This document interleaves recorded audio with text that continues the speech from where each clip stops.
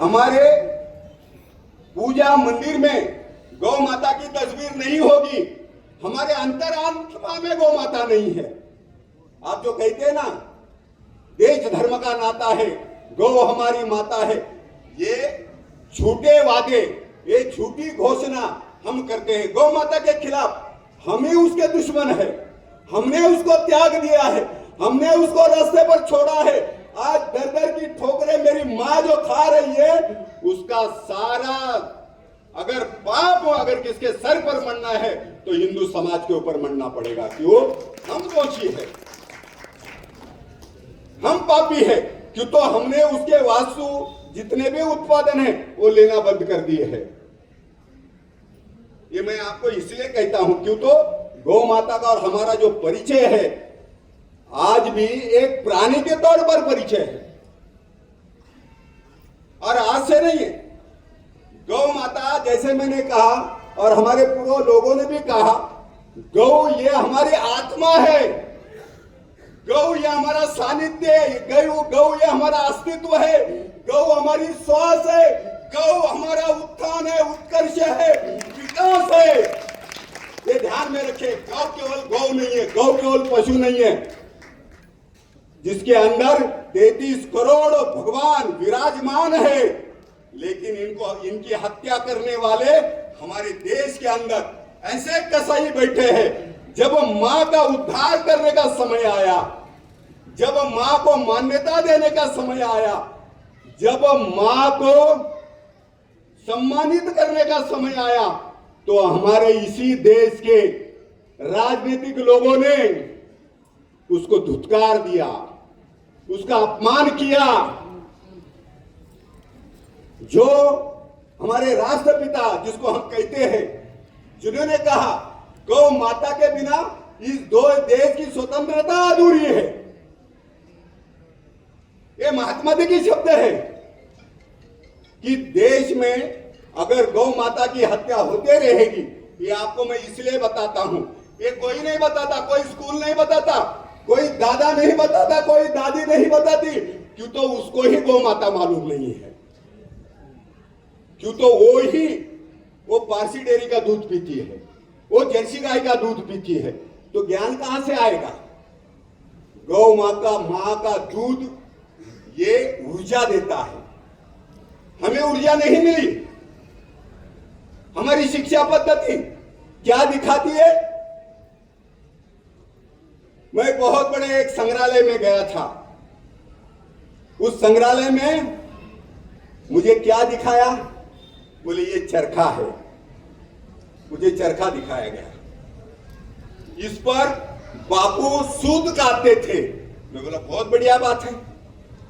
फिर उन्होंने कहा ये बटन, ये आपने देश के पहले प्रधानमंत्री का बटन है और इस बटन में वो फूल लगाया करते थे। मैं बोला इसी बटन के कारण हमारा वतन टूट गया है, आप मुझे बटन दिखा रहे हैं। और फिर मुझे रस्सा दिखाएगा। मैं बोला ये रस्सा किसका है? उन्होंने कहा ये रस्सा जो है ना बापू के बकरी का रस्सा है। हमें क्या दिखाया जाता है? मुझे गौ माता का रस्सा नहीं दिखाया गया। जिस रस्से से भगत सिंह, राजगुरु, सुखदेव फांसी पर चढ़ गए, वो रस्सा नहीं दिखाया जाता है। मुझे बटन दिखाया जाता है, मुझे बकरी दिखाई जाती है, मुझे चरखा दिखाया जाता है, मुझे टकली दिखाई जाती है। ये देश के साथ मैं अपमान नहीं करता किसका। मैंने इसलिए कहा जिन्होंने स्वतंत्रता स्वीकार नहीं की कि इसके बिना, गौ के बिना ये स्वतंत्रता अधूरी है, मैं इस स्वतंत्रता को मान्यता नहीं देता। ये हमारे महात्मा गांधी जी के शब्द है। बापू ने ये शब्द कहा, क्या हुआ उसका? क्या हुआ उसका? वो शब्द नहीं रहे। जब देश स्वतंत्र हुआ हमको ऐसा लगा था कि हमारी मां सम्मानित होगी। क्यों? तो मां के साथ यातना हो गई और वो यातना इस प्रकार की हो गई, हजारों लाखों के तादाद में, खिलजी से लेकर, गजनी से लेकर, औरंगजेब से लेकर और आज के ये वर्तमान वर्तमान कसाई से लेकर मेरी मां दर दर की ठोकरें खाती रही, उसका रक्त हर बूंद बूंद से खत्म हो गया। 1,20,00,000 मेरी मां की जनसंख्या थी 1947 में। 19,75,00,000 मेरी गौ माता को कत्ल किया गया। ये ध्यान में रखो। मैं आपके सामने कपोल कल्पित बातें नहीं कर रहा हूं। मेरे अंदर की जो व्यथा है, दुख है, जिसके लिए मैं लड़ा हूं 35 साल, जो मेरे साथ जो लड़े हैं, आज यहां पर विराजमान है वो लोग 35 साल। ये महाराष्ट्र में कानून ऐसा ही नहीं आया। लड़ना पड़ा, झगड़ना पड़ा, संतों की यात्रा निकालनी पड़ी और सरकार का ये मंत्रालय का गेट तोड़ना पड़ा, तब जाकर कानून पास हुआ है। कानून ऐसा ही नहीं पास होता। मरना पड़ता है, लड़ना पड़ता है, पीठ के ऊपर बहुत सारे ऐसे घाव होते हैं, तब जाकर कानून बनता है। ये आपको मैं इसलिए समझा था क्यों तो ये कानून उस समय प्रस्तावित था। 47 में देश आजाद हुआ।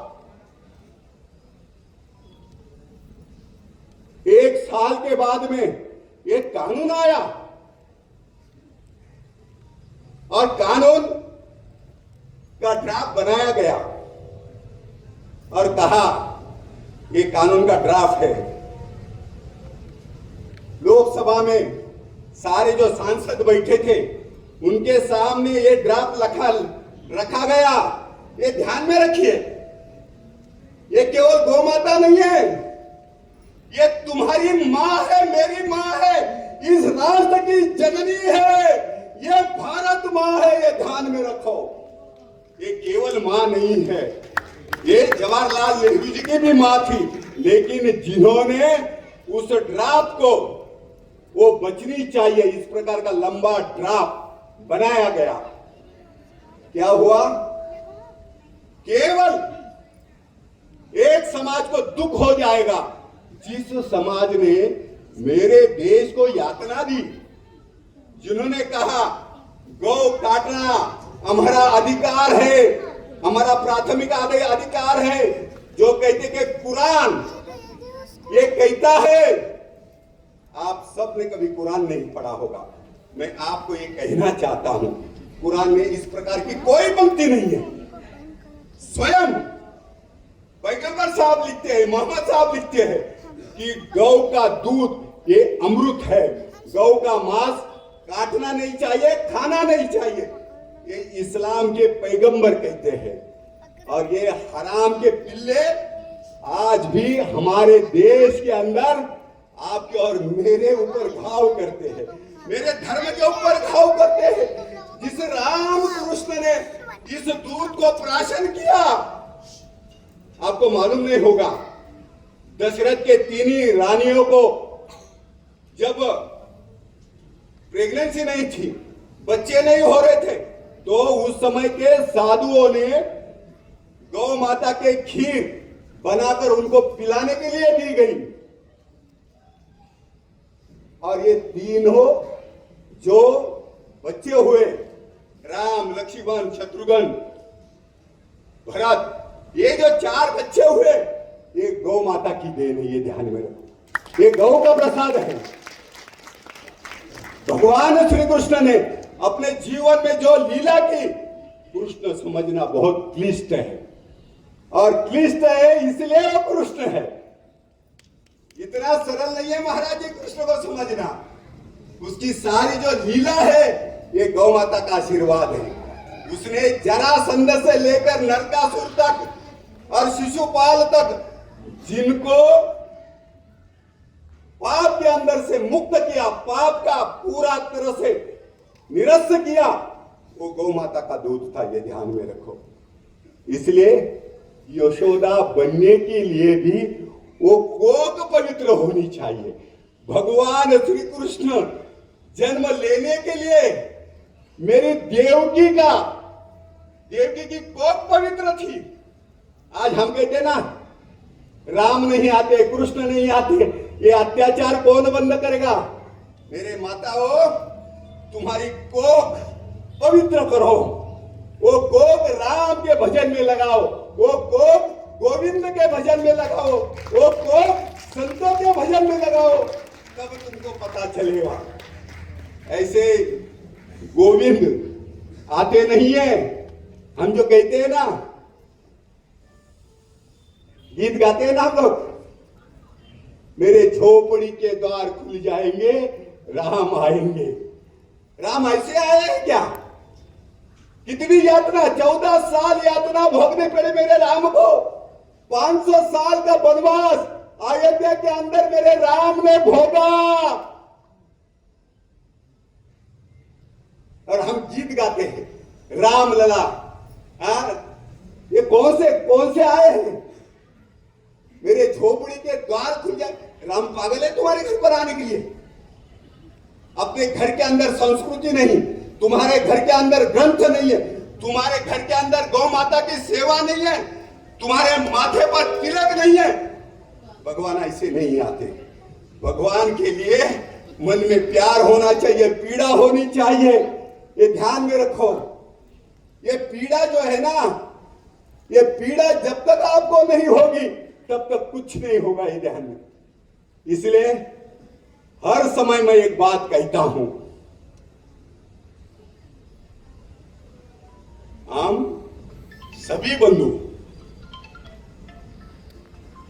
इस देश के महापुरुषों का सम्मान करते हैं, लेकिन जिनके कारण, जिन्होंने स्वीकारा नहीं कि मेरी गलती हो गई, इसलिए मैं कभी कभी कहता हूं, बापू हम सम्मान करते हैं तुम्हारे सिखों का, जो शिक्षा दी है, तुमने जो सिखाया है, जो आदर्श हमारे सामने डाला है, हम सम्मान करते हैं बापू तुम्हारे सिखों का। लेकिन मेरे सर पर कर्जा है, मेरे गौ माता के चीखों का, मेरे गौ माता के चीखों का, मेरे गौ माता के चीखों का। मेरे गौ माता की चीख मुझे सोने नहीं देती। मैं मुंबई में काम करता हूं, हजारों मेरे गोरक्षक जिनके ऊपर गोलियां चलाई गई, छुरे चलवाए दिए, जिनकी क्या मांग क्या है? उनकी एक ही मांग है कि इस देश की अगर क्रांति होनी चाहिए तो गौ के बिना क्रांति नहीं है। इस देश में अगर विकास होना चाहिए तो गौ के बिना विकास कभी नहीं होगा। ये ध्यान में रखो। गौ ये हमारा अस्तित्व है। गौ ये हमारा अस्तित्व है।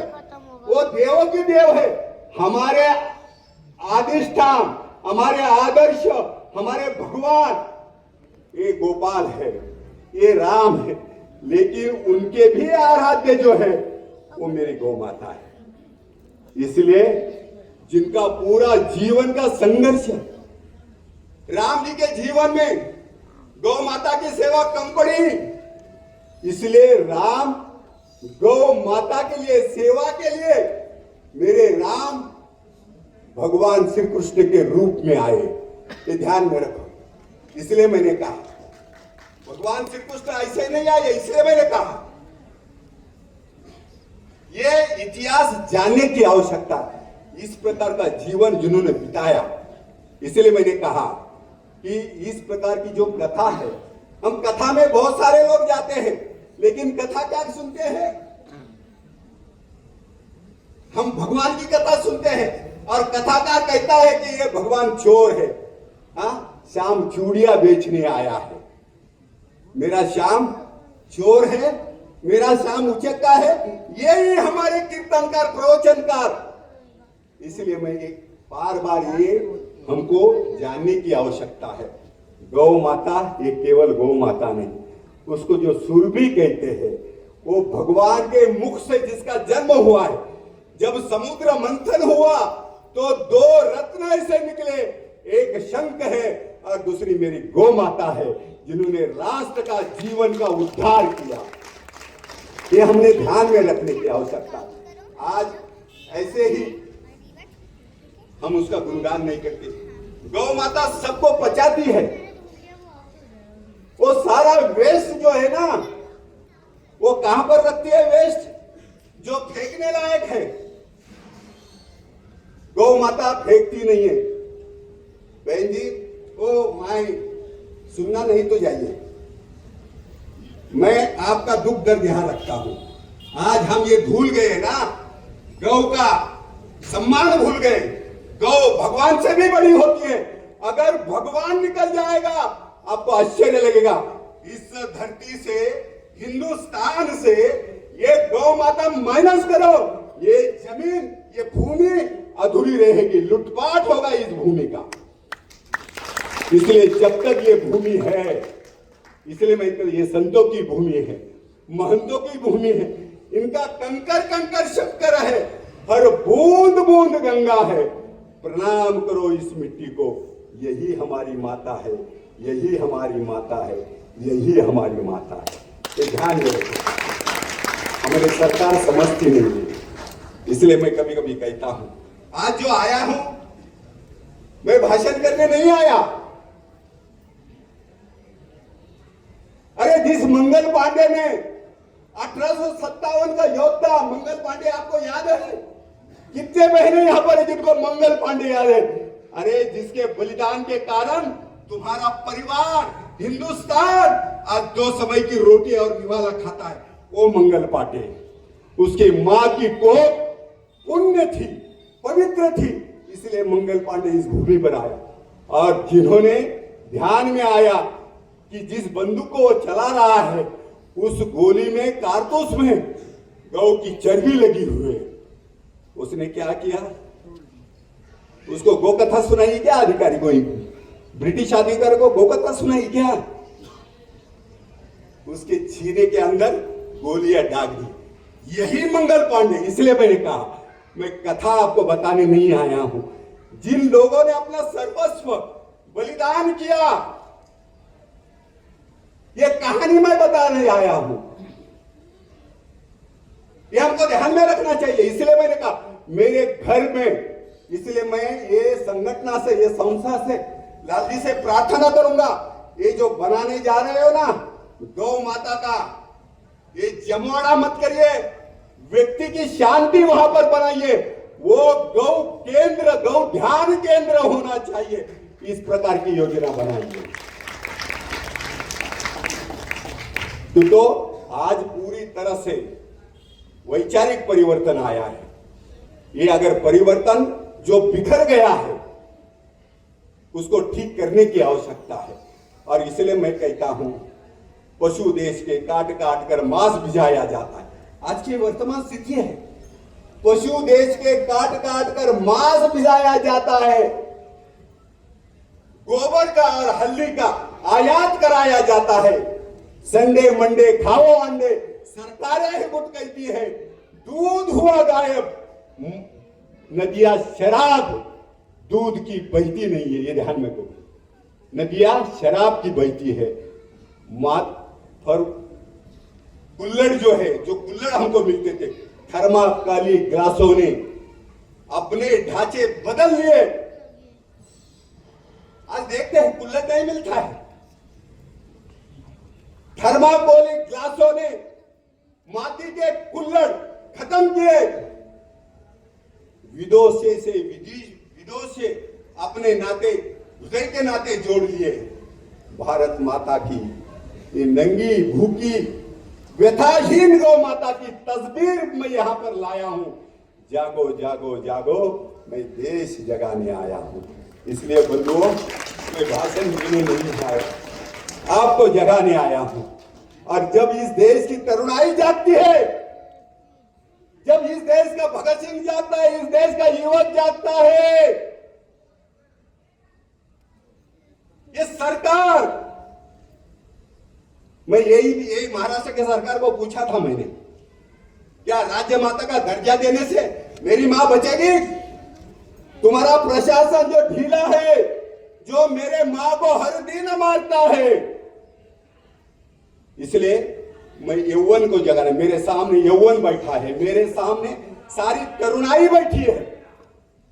मैं सारे यौवन को, ये युवाओं को प्रार्थना करता हूं, तुम्हारे अंदर का भगत सिंह जागना चाहिए, तुम्हारे अंदर का राजशेखर जगना चाहिए, तुम्हारे अंदर का वो सावरकर मदनलाल धिंगरा जगना चाहिए। जगने की आवश्यकता है। इसलिए चंद्रशेखर आजाद जब उसको लगा कि फांसी देने वाले हैं, वो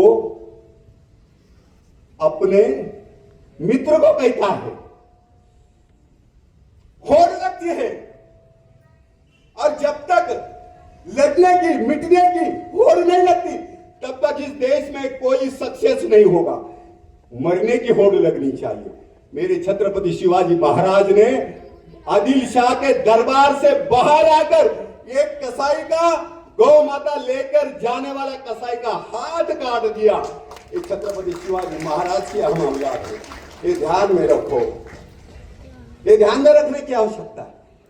जिस केशव बलिराम हेडगेवार ने हिंदू राष्ट्र की सौगंध खाई, कसाईयों के हाथ से गौ की सुरक्षा की। इसलिए ये आपको मैं इसलिए बताता हूं, और यही क्रांतिकारों ने अपना होम, इसलिए चंद्रशेखर आजाद लिखते हैं, चंद्रशेखर आजाद लिखता है कि हवन में अगर हवी देनी है तो वो पात्र शुद्ध होना चाहिए। क्या कहता है चंद्रशेखर आजाद? अगर हवन में हवी देनी है, बलिदान देना है, समर्पित होना है, तो वो पात्र शुद्ध होना चाहिए। उसको गोबर से पूरी तरह से उसका स्वच्छ करना चाहिए, गोबर से मलना चाहिए, तब जाकर वो आनंद आएगा।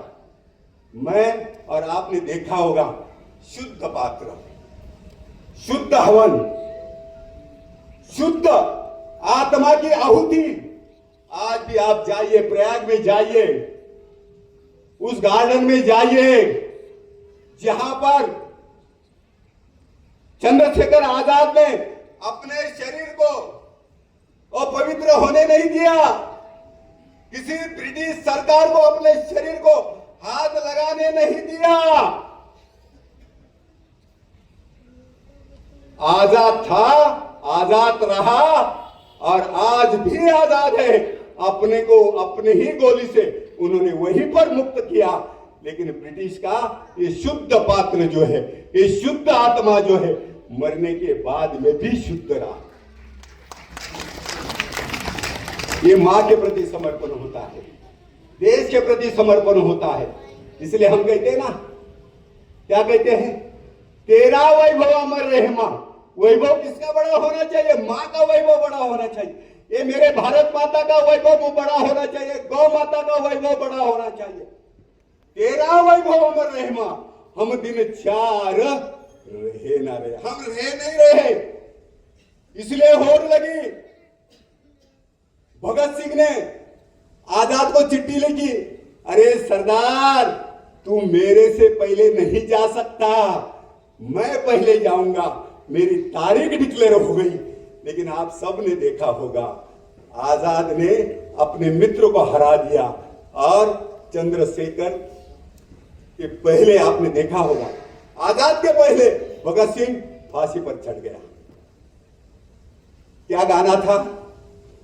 क्या भगत सिंह गाना गा रहा था? आपको सबको याद है? जरा बताइए मां, क्या गाना था? मेरा रंग दे बसंती चोला माए, रंग दे बसंती चोला। ये गीत है। हम क्या गीत गाते हैं? चोली के पीछे क्या है? इतना थर्ड क्लास गंदा ये गीत गाते हैं। वो आजादी के दीवाने थे, हम महिलाओं के दीवाने हैं, लड़कियों के दीवाने हैं। हमारे ऊपर ऐसा पागलपन सवार हुआ है। हम गीत गाते हैं, क्या खूब लगती हो, बड़ी सुंदर दिखती हो। हमारे युवकों के गीत है। क्या गीत है? क्या सुंदर लगती हो। और फिर वो कहती है, फिर से कहो, फिर से कहो, अच्छा लगता है, जीवन का हर सपना अब सच्चा लगता है। सच्चा होता नहीं है। ये गीत है। एक पागल, और वो पागल जो गौ माता के लिए अपना सर्वस्व बलिदान कर दिए, वो पागल इसलिए मैं कहता हूं, कितने चढ़े फांसी पर, कितने चढ़े फांसी पर, कितनों ने गोलियां खाई। अरे क्यों झूठ बोलते हो कांग्रेसियों? चरखे से आजादी आई, हाँ? ये चरखे से आजादी आई। फिर सावरकर क्या पागल हो गए थे कुल्लू पीसने में? यह समझने की आवश्यकता है। आज भी अलाउद्दीन खिलजी से लेकर आज भी ये नराधम कत्ल खानों में हमारे मां को जो काट रहे हैं, छोटे छोटे बछड़ों को काट रहे, ये आतंकवाद का संदेश आपके अगल बगल में। इसका कारण ऐसा है, हम स्वर नहीं उठाते, हम आवाज नहीं चढ़ाते, हम अपना हक नहीं चाहते। संविधान को 77 साल हो गए, संविधान हमको मिला, हमने अधिकार की मांग की, कर्तव्य हमने कुछ नहीं किया। अधिकार ये मांगने वाले होते, कर्तव्य सजाने वाले होते। और जब तक आप कर्तव्य नहीं करोगे तब तक इस देश की सीमा जो है ना वो स्वतंत्र नहीं होगी, ये ध्यान में। इसलिए मैंने कहा होड़ लगनी चाहिए गौ माता के साथ जो हमारा संबंध है। मैंने इसलिए कहा कितना बड़ा आंदोलन किया, इसलिए जब तक इस देश का युवा शक्तिशाली है, जब तक इस देश की मातृशक्ति मेरे बहने शक्तिशाली है, ये शक्तिशाली होना पड़ेगा, प्रण लेना पड़ेगा। ये प्रण मेरी बहनें जो बैठी है उनको प्रण लेना पड़ेगा, सौगंध खानी पड़ेगी। ये चक्की पीस कर आटा गूंदने से वो नहीं आएगी। इसलिए राम प्रसाद बिस्मिल को याद करो। एक मां सौगंध खाती है, बिस्मिल मां के पास जाता है। ये मेरे बहन के लिए मैं कहता हूं, एक मां जो है ना, जब जागती है ना, जब जागती है, अपने लाडले कोख से जन्मे हुए अपने बेटे को भी धुतकारती है। वो कहता है बिस्मिल, बिस्मिल अपनी मां को कहता है, मां मैं थक गया हूं, कोई साथ में नहीं आता, कोई लड़ना नहीं चाहता, मैं क्या करूं मां? मां ने कहा था, उनको देखकर तुमने आजादी की सौगंध खाई है। ये मां बोलती है, राम प्रसाद बिस्मिल की मां बोलती है, ये करना पड़ेगा, अपना परिवार भूलना पड़ेगा। गुरु गोविंद सिंह ने अपने चारों बेटे को वार दिया, किसके लिए? धर्म के लिए, इस राष्ट्र के लिए। एक कश्मीर से लेकर कन्याकुमारी के लिए 1 लाख से 1 लड़ाऊ, बिल्ली से मैं शेर मलाऊ, चिड़िया से मैं बाज तुड़ाऊ, गुरु गोविंद सिंह तब नाम कहा हूं। ये शौर्य जो है ना, जब प्रकट होता है तो केवल पंजाब खड़ा नहीं होता, ये महाराष्ट्र खड़ा होता है, ये राष्ट्र खड़ा होता है। इस भूमि का हर कतरा कतरा अपने आप को गर्वान्वित करता है। इसलिए मैंने कहा ये बलिदान, इसलिए मैंने राम प्रसाद बिस्मिल का इसलिए कहा, राम प्रसाद बिस्मिल जब शहीद हो गया, उसको फांसी दी गई। मेरे माताओं, ये ध्यान में रखना, एक विद्यावती याद रखना जो अपने बेटे के मौत पर गुलाब जाम बांटती है। लाल डूंगरपुर में ये भगत सिंह का गांव है, भगत सिंह को फांसी हो गई। इसलिए मैंने कहा तुम सब जो आप और मैं, ये समाज, ये मंदिर, ये तीर्थ मेरे तीर्थ क्षेत्र है। गौ माता ये मेरा तीर्थ क्षेत्र है, अंडमान ये मेरा तीर्थ क्षेत्र है, मंडाली ये मेरा तीर्थ क्षेत्र है, एडन ये मेरा तीर्थ क्षेत्र है। ये सारे तीर्थ क्षेत्र इसलिए मेरे क्रांतिकारकों ने अपनी आखिर की आहुति, अपना प्राण, अपना जीवन उस जेल में बिताया। इसलिए जो गौ माता हमको ऊर्जा देती है, वो गौ माता एक तीर्थ क्षेत्र है। सावरकर का अंडमान ये मेरे लिए तीर्थ क्षेत्र है।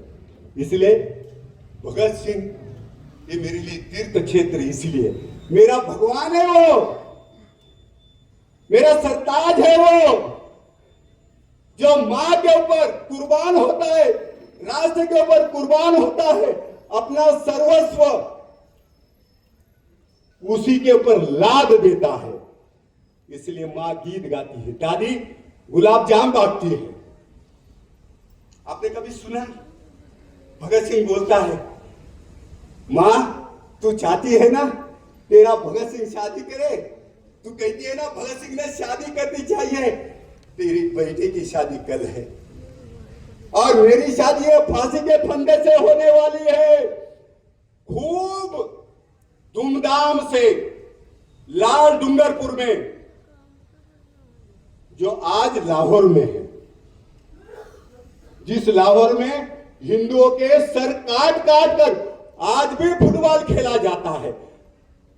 वो मेरा भगत सिंह कहता है, गाना गाओ, खूब गाना गाओ, हल्दी की रस्म करो, तेरा बेटा तेरा भगत कल शादी करने जा रहा है। मेरी माँ गाना गाती है, लाल डूंगरपुर में मेरी माँ विद्यावती जाती है और क्या गाना गाती है? देश में बर्बादी है, देश में बर्बादी है, लावी माँ की आजादी है, आओ बहनों गीत गाओ, मेरे भगत की शादी है, मेरे भगत की शादी है, मेरे भगत की शादी है। एक माँ ये गीत गाती है, जिसका नन्हा सा बेटा अपने छोटे से लेकर बड़ा किया, जालियनवाला बाग की मिट्टी से लेकर जिसने सौगंध खाई, ये अंग्रेज यहां से जाने चाहिए। इसलिए जिन्होंने अपना आखिरी कतरा बहाया, वो भगत सिंह फांसी पे जा रहा है और मां को कहता है, मां कल मुझे फांसी होने वाली है। बहनों ये याद रखना, जब मैं ये कथा कहता हूं, जब बोलता हूं, तो कई बहनें बाद में फोन करके पूछती है, आप इस प्रकार की बातें क्यों करते हो? मैंने कहा, अगर तेरा वंश और तू जीवित अगर होनी चाहिए, रहनी चाहिए, तेरा परिवार अगर फूलना चाहिए, तो ये भगत सिंह का स्मरण ये तुम्हारे लिए और मेरे लिए जरूरी है। जिस दिन भगत सिंह को हम भूल जाएंगे, मां कहती है, भगत सिंह मां को कहता है, मां मैं कल फांसी जाने वाला, लेकिन जब मैं फांसी जाऊंगा तो तू मेरा प्रेत, मेरा देह लेने नहीं आना। देखिए एक पुत्र अपने मां से क्या संवाद करता है। ये मेरी मां ऐसी आजाद नहीं होगी। और वो कहता है, तू लेने नहीं आया, मुझे फांसी होने के बाद में अपने छोटे भाई को भेजना, तू नहीं आना मुझे देखने। विद्यावती मां है, 9 महीना जिसने निकाला है, उसका लालन पालन किया है, उसका जज्बा देखा है, उसकी क्रांति देखी है, वो मां उससे पूछती है, मैं क्यों ना आऊं? तो भगत सिंह कहता है, मां अगर तू आएगी और मेरी वो प्रेत यात्रा देह देखेगी तो तेरे आंखों में आंसू आएगा, तू रोगी मां, और दुनिया ये कहेगी, देखो भगत सिंह की मां रो रही है, देखो भगत सिंह की मां रो, देखो भगत सिंह की मां रो। मित्रों ये ताली बजाने का समय नहीं है। जिन्होंने होड़ लगी, जब तक हम एकजुट थे, एकता थे, इसलिए हमारी एकजुटता कानून को झुका सकती है, 370 इस देश में ला सकती है, राम मंदिर बना सकती है, समान कानून इस देश में आ सकता है। हमारी एकजुटता की आवश्यकता है। इसलिए हम कहते हैं, जब जब हम बटे हैं तब तब हम कटे हैं, जब जब कटे हैं तब तब बटे हैं। इसलिए हमारी एकता जो है ना, ये हमारी एकता हमारे गौ माता को बचाएगी। और गौ माता के इसलिए मैंने कहा आपसे दान नहीं चाहिए। ये संस्था को भी मैं कहता हूं, दान मत लीजिए, आपका योगदान चाहिए, दान नहीं चाहिए। जब तक आपका योगदान रहेगा, ये जो छोटी सी संस्था है, जिनके मन के अंदर आग है, कसक है, और इसलिए इनके अंदर गौ माता का दूध है। ये राजे जी जैन गौ माता का दूध केवल बेचते नहीं है, तो ये राजपूत खून आज भी गौ माता के लिए रात दिन दौड़ते रहता है। इसलिए उनके सम्मान में ताली होनी चाहिए। केवल धंधा करना ये बड़ी बात नहीं है। धंधा कोई भी करता है, लेकिन गौशाला के लिए, गौ माता के लिए जिसका हृदय पिघलता है, जिसके अंदर व्यथा आती है। इसलिए मैंने कहा 1947 में हमने की गलती। हमारे बापूजी हमको आजाद नहीं कर पाए, मेरे गौ माता को। हमारे देश के पहले प्रधानमंत्री मेरे देश के गौ माता को आजाद नहीं कर पाए, वो कानून पास नहीं कर पाए। लेकिन वर्तमान सरकार की क्या हालत है? इनके एजेंडे में तो गौ माता है। वर्तमान सरकार केंद्र में बैठी है, उनका मैनिफेस्टो जो है ना, उसमें गौ माता है। यहां भारतीय जनता पार्टी के लोग बैठे हैं, दलाली यही करते हैं, मां का खून यही चूसते हैं, करोड़ों रुपया यही खाते हैं। हिंदुत्व को अगर किसने जमीन में रखा होगा, गाड़ दिया होगा, तकलीफ दी होगी, तो यही वो लोग हैं जो अपने ही जयचंद, कांग्रेस तो जयचंद हुई, उनकी सजा तो वो भोग रहे। इसलिए वर्तमान सरकार में ध्यान देना चाहिए। मेरे करपात्री महाराज के ऊपर, सन्यासी के ऊपर जिन्होंने गोलियां चलाई, याद है आपको? क्या भूल गए? हर एक संत ने याद रखना चाहिए। इंदिरा जी को कहा था, इंदिरा जी ने कहा कि मैं चुनकर आने के बाद में गो हत्या बंदी का कानून लाऊंगी। लाया नहीं।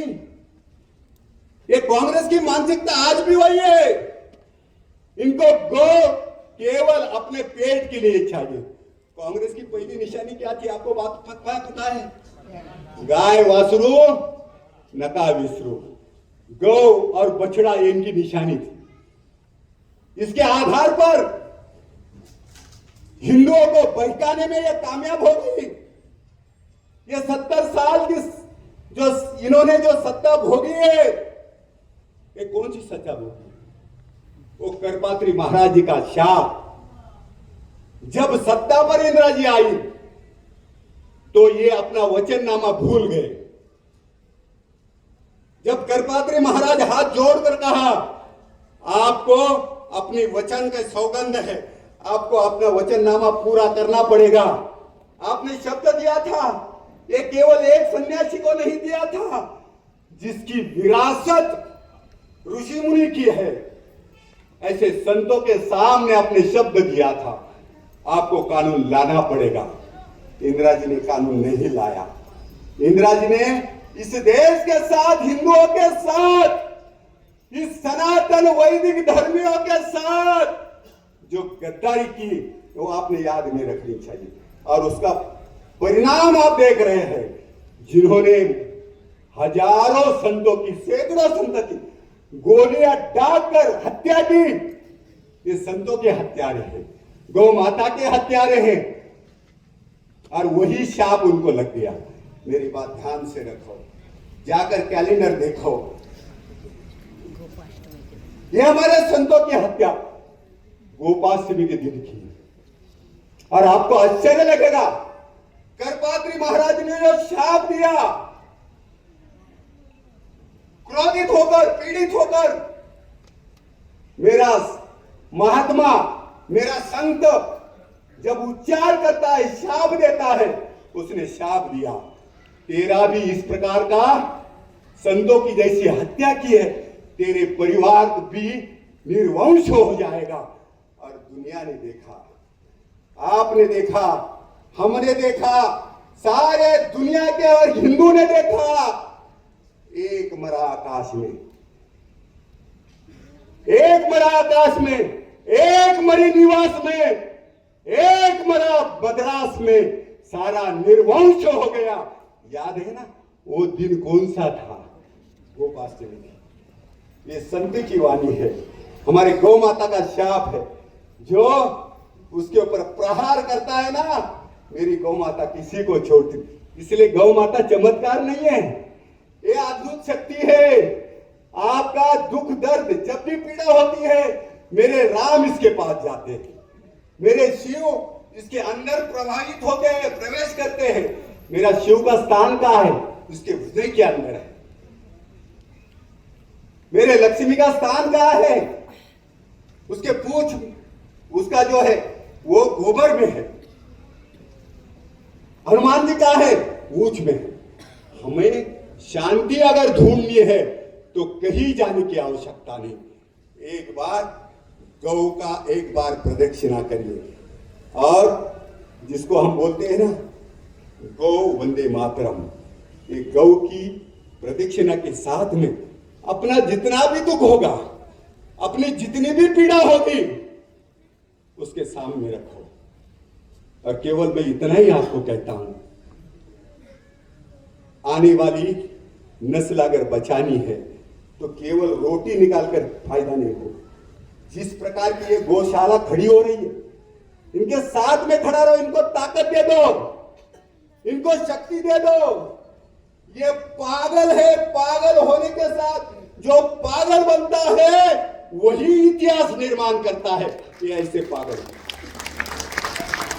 इसलिए मैं आपको प्रार्थना करूंगा, जो बीत गया वो कल फिर ना आएगा। बंधुओं, मैं हाथ जोड़कर मेरे माताओं आपसे झोली, एक आपका भाई समझकर आपके सामने झोली पसरता हूं, झोली फैलाता हूं। जो बीत गया वो कल फिर ना आएगा। जो हुआ है ना, अगर आगे बढ़ना है, इसलिए मैं कहता हूं, जो भूल गया, जो बीत गया वो कल फिर ना आएगा। ए भारत मां, तेरे सिवा मेरी जिंदगी में और कोई नहीं आएगा। जो बीत गया वो कल फिर ना आएगा। ए भारत मां, तेरे सिवा मेरा जीवन सुना है, तेरे सिवा मेरे जिंदगी में और कोई नहीं आएगा। अरे फूंक दिया घर हमने, अब राग उठा दिए है। ए भारत मां, तेरी मेरी कहानी है, तेरी मेरी कहानी है, तेरी मेरी कहानी है।